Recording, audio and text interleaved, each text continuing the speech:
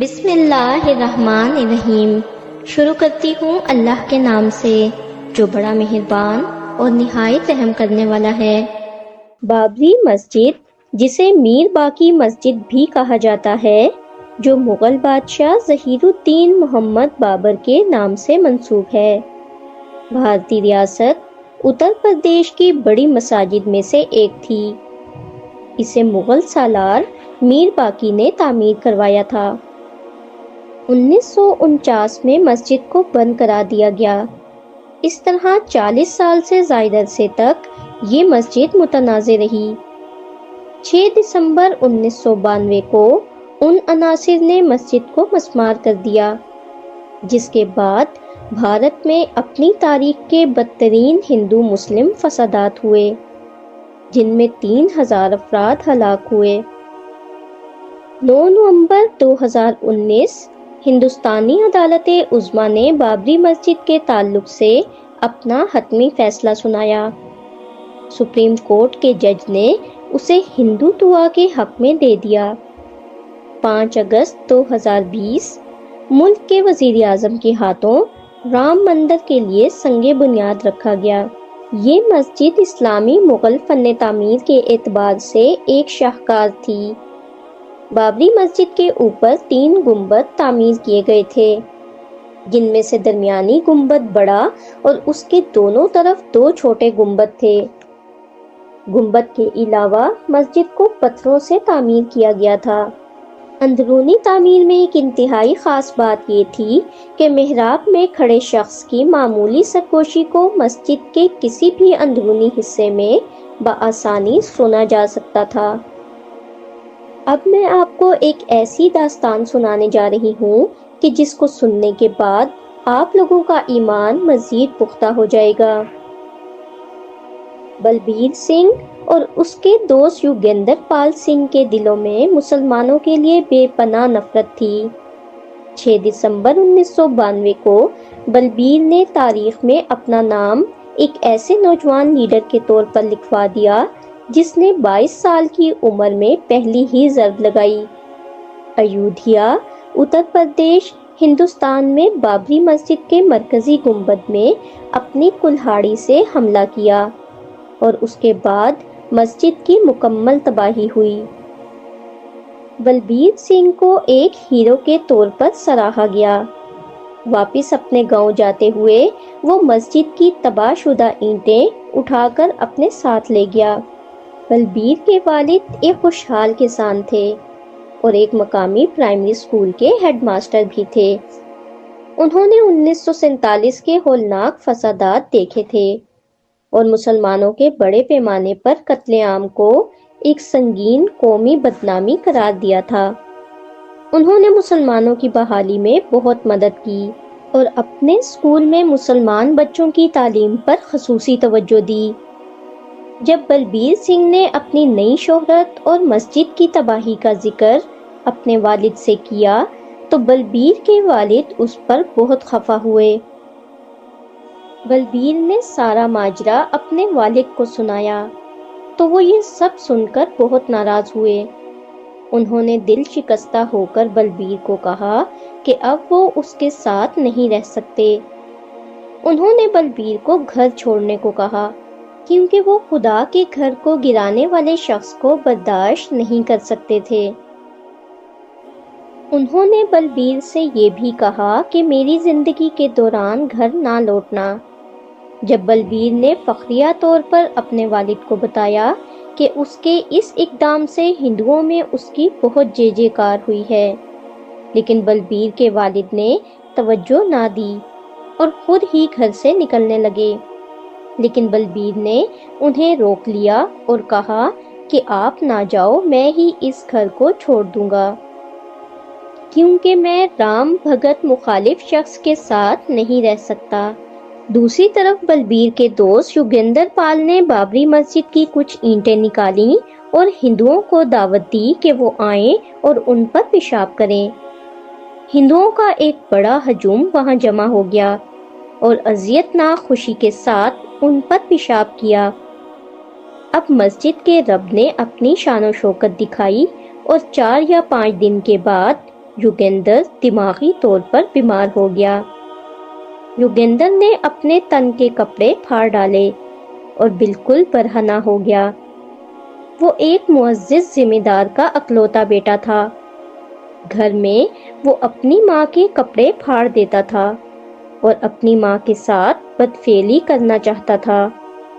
یوگیندر کے والد اس کی حالت سے بہت پریشان تھے اور اسے کئی مولویوں اور جادوگروں کے پاس لے کر گئے۔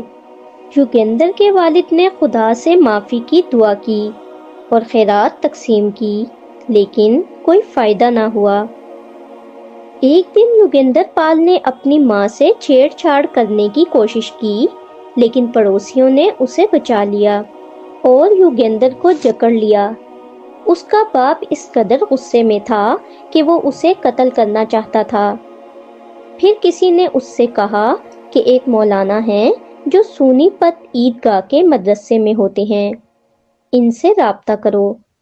یوگیندر پال کے والد چودھری رگھوبیر سنگھ نے امام صاحب سے رابطہ کیا اور اپنے بیٹے کی بیماری سے شفا کی درخواست کی۔ چنانچہ چودھری برہنہ اور زنجیروں میں جکڑے یوگیندر کو لے کر امام صاحب کے پاس پیش ہو گئے۔ یوگیندر کا والد امام صاحب کے پیروں میں گر پڑا اور بتایا کہ اس نے اپنے بیٹے کو روکنے کی بہت کوشش کی، لیکن اس بدماش نے کچھ شر پسندوں کے زیر اثر یہ گھناؤنا جرم کیا۔ اسے معاف کر دیں اور میرے خاندان کی عزت بچا لیں۔ مولانا نے ان سے کہا کہ وہ انہیں پورا واقعہ سنائیں۔ اس نے چودھری صاحب سے کہا، جن لوگوں نے رب کریم کے مقدس گھر کو تباہ کیا، انہوں نے ایسا گھناؤنا جرم کیا کہ پوری دنیا اللہ تعالیٰ کے ہاتھوں تباہ ہو جاتی۔ اس شخص کی یہ تکلیف ایسے بھیانک جرم کے لیے کچھ بھی نہیں ہے، لیکن کسی حد تک ہم مسلمانوں کا بھی قصور ہے، کیونکہ ہم مسجد کو تباہ کرنے والوں تک اسلام کی تعلیم پہنچانے میں ناکام رہے۔ آپ کو دعا کرنی چاہیے اور اپنے رب سے معافی مانگنی چاہیے۔ چودھری پھر اس کے پاؤں میں گر پڑا اور اس کی ہدایت پر عمل کرنے کا وعدہ کیا اور اپنے بیٹے کو ٹھیک کرنے کی درخواست کی۔ مولانا نے نماز پڑھائی اور لوگوں سے یوگیندر اور اس کے والد کے لیے دعا کرنے کو کہا۔ مسجد سے باہر آنے والے لوگ یہ دیکھ کر حیران رہ گئے کہ یوگیندر نے اپنی پگڑی سے اپنے اعضاء کو ڈھانپ رکھا تھا۔ خدا کی رحمت پہلے ہی یوگیندر پر پھیلی ہوئی تھی۔ مولانا نے چودھری سے کہا کہ وہ اسلام قبول کر لیں۔ جب چودھری مسجد جانے والے تھے تو یوگیندر نے کہا کہ وہ بھی مسلمان بننا چاہتا ہے۔ پہلے دونوں نے وضو کیا اور ان کا نام محمد عثمان اور محمد عمر رکھا گیا۔ وہ اپنے گاؤں واپس چلے گئے اور جلد ہی ان کی تبدیلی کی خبر پورے علاقے میں پھیل گئی۔ ایک میٹنگ میں کچھ بااثر ہندوؤں نے ان دونوں کو قتل کرنے کا فیصلہ کیا، لیکن یہ منصوبہ مقامی مسجد کے امام کو لیک ہو گیا۔ امام نے دونوں کو تبلیغی جماعت کے ایک گروپ کے ساتھ 40 دن کے لیے بھیج دیا۔ محمد عمر یعنی یوگیندر کی والدہ نے بھی اسلام قبول کیا اور ان کی شادی دہلی کے ایک اچھے مسلمان گھرانے میں ہوئی، جہاں وہ دوبارہ آباد ہوئے۔ اس سارے ماجرے کو دیکھ کر بلبیر سنگھ اللہ کے غضب سے خوفزدہ ہو گیا اور اس نے 25 جون 1993 کو نماز ظہر کے بعد کلمہ پڑھا۔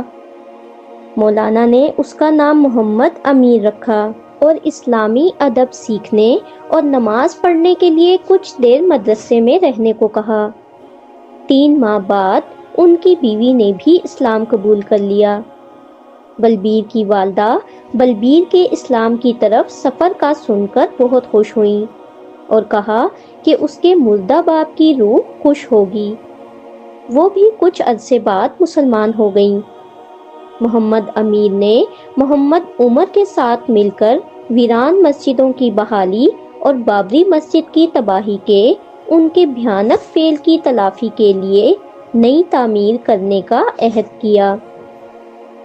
دونوں دوستوں نے یہ عہد کیا کہ کہ کم از کم 100 ویران مساجد کو آباد کریں گے اور نئی مساجد بھی تعمیر کریں گے۔ جولائی 2009 تک 69 ویران مساجد کی بحالی اور 38 نئی مساجد تعمیر کی جا چکی ہیں۔ ان کا ہدف ہر ویران مسجد کی بحالی اور ہر سال 6 دسمبر کو ایک نئی مسجد تعمیر کرنا ہے، جو بابری مسجد کی انہدام کی برسی ہے۔ بلبیر سنگھ کا کہنا ہے کہ بھائی عمر مجھ سے آگے ہے۔ در حقیقت میرا کام صرف اس کے کام کا حصہ ہے، کیونکہ وہ مجھے اندھیروں سے نکالنے کا سبب بنا۔ میرے ذاتی تجربے نے مجھے بتایا ہے کہ اگر شیو سینا، بجرنگ دل اور ہندو عوام کو اسلام، قرآن، مساجد اور مسلمانوں کے بارے میں کچھ معلوم ہوتا تو بابری مسجد کی تباہی کبھی نہیں ہو سکتی تھی۔ مجھے یقین ہے کہ اگر ان کے پاس ان چیزوں کے بارے میں کچھ بنیادی معلومات ہوتی تو وہ کبھی اس شرمناک حرکت کا ارتکاب نہ کر سکتے تھے۔ اگر آپ کو ہماری ویڈیوز اچھی لگتی ہیں اور آپ نے ابھی تک ہمارا چینل سبسکرائب نہیں کیا تو برائے مہربانی چینل کو سبسکرائب کر دیں اور ویڈیو کو لائک کر دیں۔ شکریہ۔